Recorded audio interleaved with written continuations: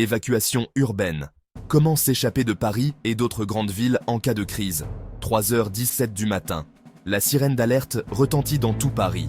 Votre téléphone vibre frénétiquement avec une notification d'urgence. Évacuation immédiate. Rejoignez les points de rassemblement. Suivez les instructions des autorités. Dans l'obscurité de votre appartement, vous vous figez. Les cris de vos voisins résonnent dans la cage d'escalier.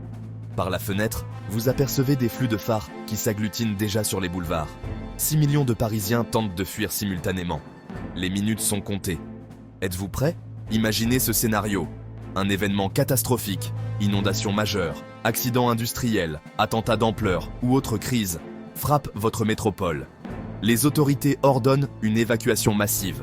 Seriez-vous capable de quitter rapidement votre ville ou seriez-vous piégé dans un cauchemar logistique aux conséquences potentiellement fatales? Les crises urbaines ne sont pas des fictions dystopiques. L'évacuation de Houston face à l'ouragan Rita en 2005 a provoqué des embouteillages de plus de 160 km.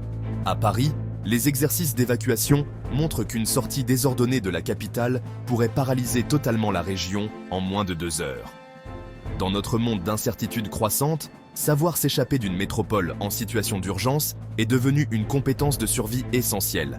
Cette vidéo détaille les stratégies pour évacuer efficacement une grande ville comme Paris lors d'une situation de crise majeure.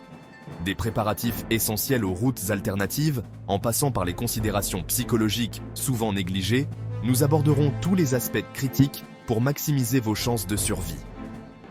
Mais avant d'y aller, si vous aimez les astuces de survie, laissez-moi un j'aime et abonnez-vous à la chaîne. On y va. Avant la crise, la préparation, clé de la survie. Connaître ses risques locaux. Chaque ville possède son propre profil de risque. Paris, situé en zone inondable avec la Seine, abrite également des infrastructures sensibles et symboliques. Marseille et Nice font face aux risques d'incendie et de tsunami. Lyon combine risques industriels et inondations.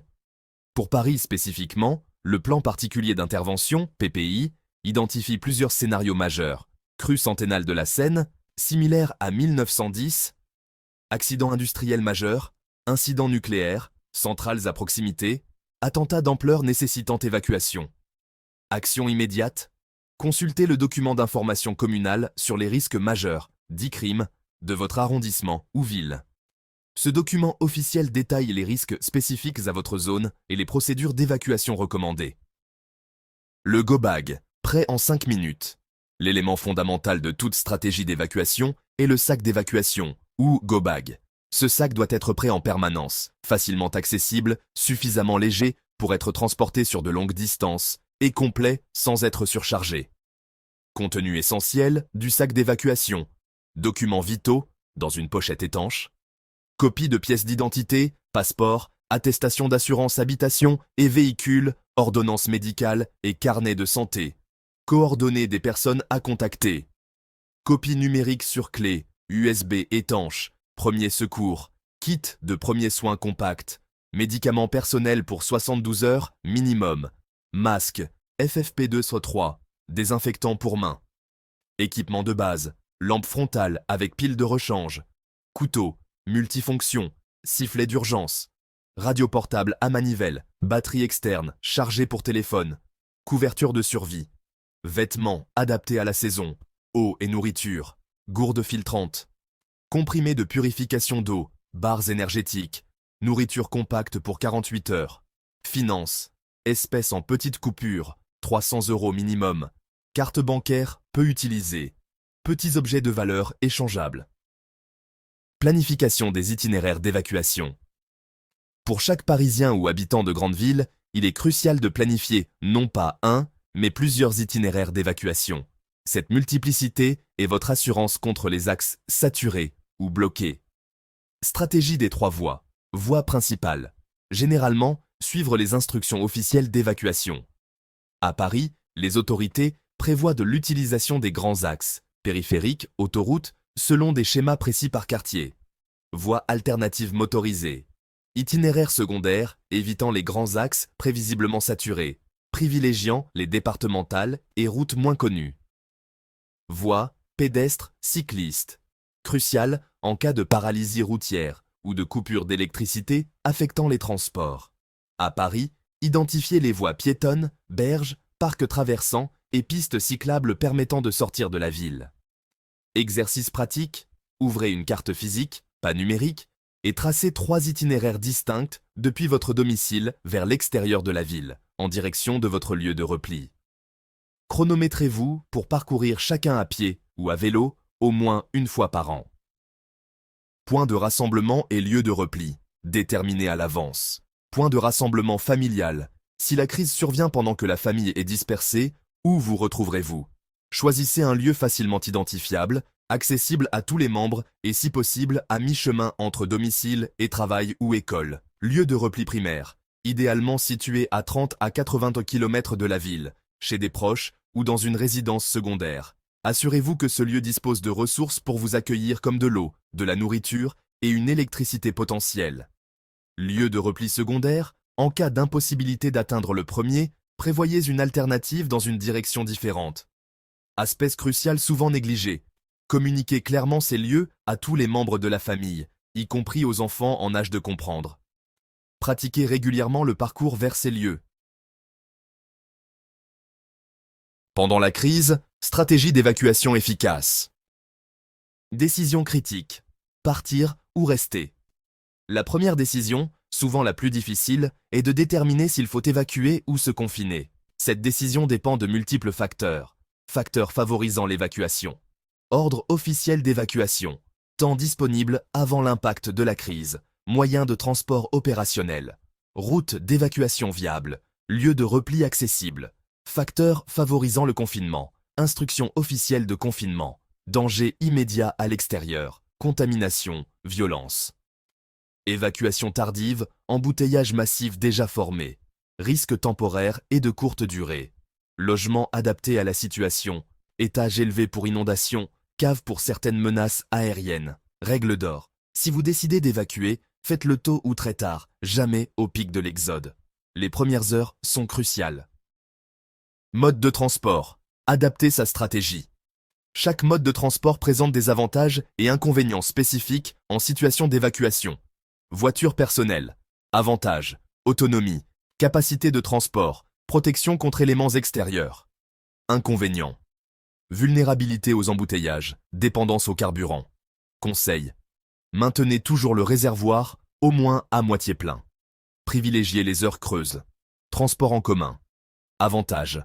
Grande capacité, voies dédiées, métro, RER. Inconvénients. Dépendance aux infrastructures, vulnérabilité à la surcharge. Conseil. Restez informé des plans d'évacuation officiels qui utilisent souvent les transports en commun pour les personnes sans véhicule. 2 roues. Avantages. Excellente mobilité en trafic dense, faible consommation.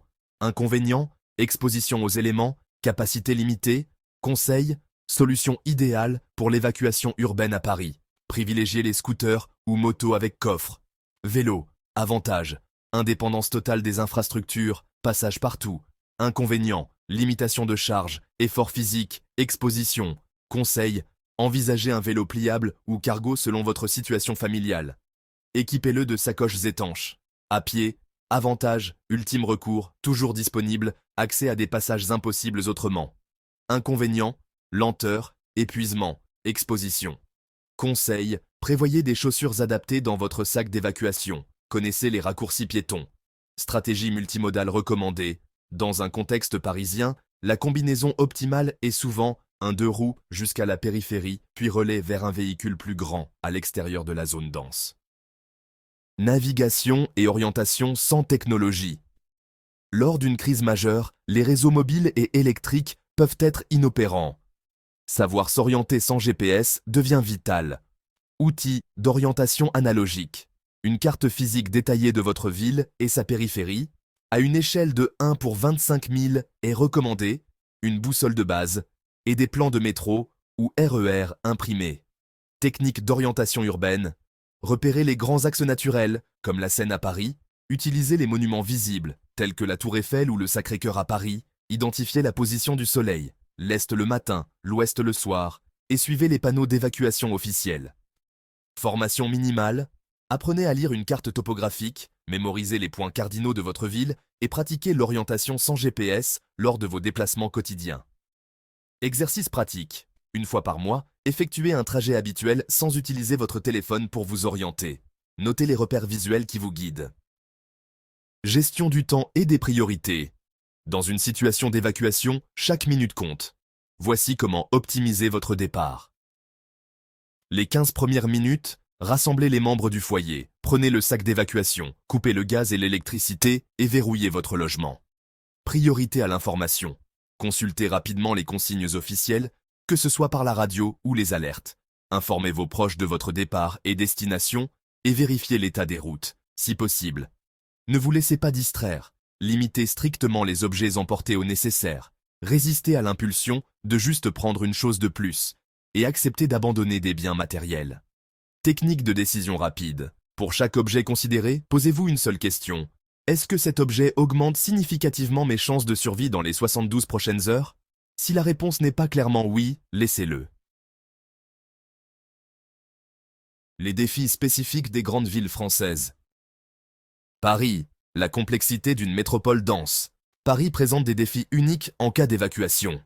Densité exceptionnelle, avec plus de 20 000 habitants au kilomètre carré, la congestion est inévitable. Les simulations montrent qu'en cas d'évacuation massive, désordonnée, la paralysie serait totale en moins de 2 heures. Structure en toile d'araignée. Tous les axes convergent vers le centre, rendant complexe la sortie simultanée dans toutes les directions. Stratégie recommandée. Utilisez les itinéraires en étoile. Plutôt que de rejoindre immédiatement le périphérique, dirigez-vous d'abord perpendiculairement au centre avant de prendre une direction radiale. Privilégiez les sorties est et sud qui offrent généralement plus d'alternatives, les berges de Seine constituant souvent un axe d'évacuation piéton sous-estimé. Zones critiques à éviter, les grands carrefours comme Place de l'Étoile, Nation et Bastille, les accès aux autoroutes A1, A6 et A13, les tunnels susceptibles d'être fermés. Lyon, entre fleuves et collines. Lyon présente un profil d'évacuation particulier. Contraintes géographiques. Enserré entre Rhône et Saône, avec des collines limitant les axes de sortie. Risques spécifiques. Inondations et risques industriels, notamment dans le couloir de la chimie. Stratégie recommandée. Évitez le confluent, souvent saturé en temps normal. Privilégiez les sorties par l'est qui offrent plus d'alternatives. En cas d'évacuation piétonne, utilisez les parcs qui traversent la ville. Marseille. Entre mer et Calanque. La configuration de Marseille rend son évacuation particulièrement complexe. Semi-enclavement. Mer Méditerranée au sud, massif montagneux au nord et à l'est. Route limitée. Peu d'axes majeurs pour sortir de l'agglomération. Stratégie recommandée, anticiper davantage qu'ailleurs, partir plus tôt est crucial. Considérez l'évacuation maritime comme alternative viable. Prévoyez des itinéraires par les petites routes de l'arrière-pays. Au-delà de la logistique, la dimension psychologique de l'évacuation.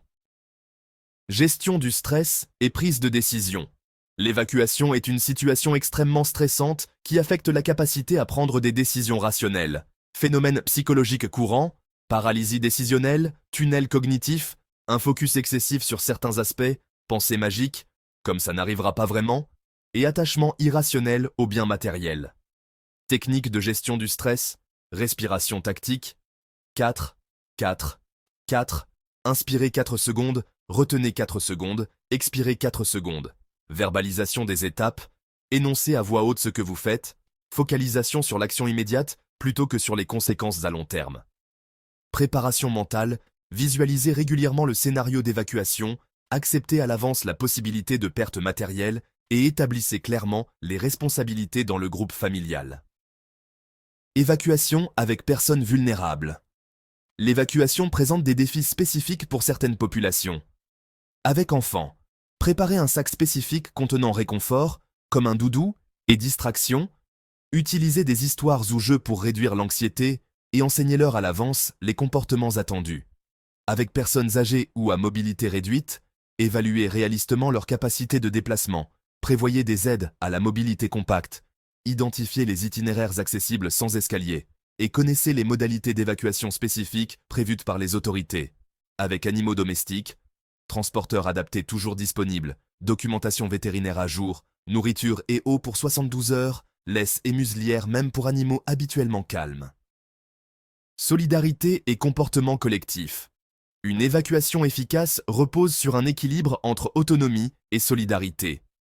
Comportement à adopter, entraide mesurée, sans compromettre votre propre sécurité, communication claire et concise avec les autres évacués, respect des consignes des autorités, partage d'informations vérifiées, comportement à éviter, propagation de rumeurs, accaparement excessif de ressources, conduite agressive sur les routes. Préparation collective. Établissez des accords de soutien mutuel avec vos voisins, identifiez les compétences utiles dans votre entourage, participez aux exercices d'évacuation organisés par votre commune. Après l'évacuation, gérez l'après-crise. Installation temporaire. Une fois sorti de la zone de danger, l'organisation de votre installation temporaire est cruciale. Évaluation du lieu de repli, sécurité immédiate de la zone, accès à l'eau potable, possibilité de communication, abri adéquat, organisation du quotidien d'urgence. Établissez des routines, repas, sommeil. Répartissez les tâches au sein du groupe. Rationalisez l'utilisation des ressources. Mettez en place une veille informationnelle. Durée de séjour. Prévoyez initialement un séjour de 72 heures minimum. Adaptez selon l'évolution de la situation. Évitez de retourner prématurément en zone évacuée. Communication et information. Rester informé devient votre priorité une fois en sécurité. Sources d'informations fiables. Radio France Bleu et France Info. Prévoyez une radio à pile. Comptes officiels des préfectures et mairies. Applications. SAIP. Système d'alerte et d'information des populations. Maintien du contact avec proches. Limitez les appels au strict nécessaire. Privilégiez les SMS, moins gourmands en réseau. Utilisez un protocole de communication préétabli. Signalement de votre situation. Inscrivez-vous sur les registres d'évacués si mis en place. Informez une personne référente hors zone de crise. Utilisez les plateformes de signalement type « Je vais bien ». Retour et résilience. La phase de retour doit être préparée avec autant de soin que l'évacuation. Évaluation avant retour. Attendez l'autorisation officielle. Évaluez les risques résiduels. Préparez les équipements nécessaires comme nettoyage et protection. Inspection du logement. Vérifiez l'intégrité structurelle. Contrôlez les réseaux, eau, gaz, électricité. Documentez les dommages, photos pour assurance. Adaptation post-crise. Acceptez les impacts psychologiques et matériels. Intégrez les enseignements pour améliorer votre préparation future. Participez au retour d'expériences communautaires. Conclusion. L'évacuation, la compétence du XXIe siècle. L'évacuation urbaine n'est plus une hypothèse lointaine, mais une réalité à laquelle nous devons nous préparer, particulièrement dans des métropoles denses comme Paris. Les changements climatiques, tensions géopolitiques et risques technologiques rendent ces scénarios de plus en plus probables. La capacité à quitter rapidement et efficacement une ville en crise n'est pas innée. Elle s'acquiert, se pratique et s'améliore. La préparation n'est pas du catastrophisme, mais de la responsabilité, envers soi-même, ses proches et la collectivité. Une évacuation désorganisée multiplie les victimes, tandis qu'un exode maîtrisé sauve des vies. Comme le rappelle l'adage des professionnels de la gestion de crise, dans l'urgence, on ne s'élève pas à la hauteur de nos espérances, on s'abaisse au niveau de notre préparation. Alors que les métropoles continuent de croître en taille et complexité, la préparation à l'évacuation devient une compétence urbaine essentielle du XXIe siècle. Loin d'être anxiogène, cette préparation apporte sérénité et résilience face à l'incertain. Ressources complémentaires. Plans officiels d'évacuation. Consultez le site de votre préfecture et mairie.